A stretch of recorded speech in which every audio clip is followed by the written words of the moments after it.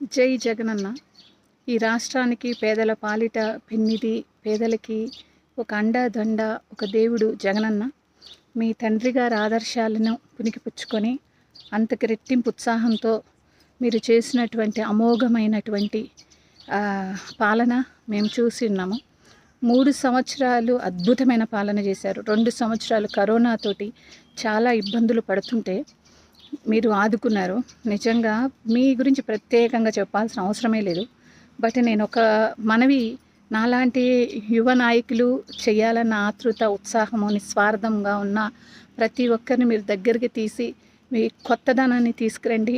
ఎవరైతే డబ్బు సంపాదించుకోవడానికి పదవులు వచ్చిన వాళ్ళందరినీ పక్కన పెట్టండి. కేవలం ప్రజాసేవకి అంకితమైనటువంటి వాళ్ళు చాలామంది ఉన్నారు నాలాంటి వాళ్ళు.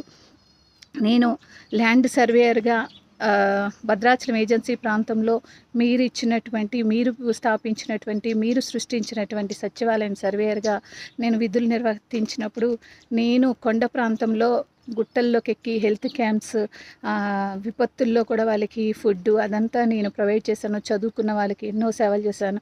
వరదలు, విపత్తుల్లో కూడా నేను వరద బాధితులకి అండగా నిలిచాను. స్వచ్ఛ భారత్ చేశాను. అలా రకరకాల సేవా కార్యక్రమాలు నేను సర్వేయర్గానే ఉండి నా సొంత ఖర్చులతో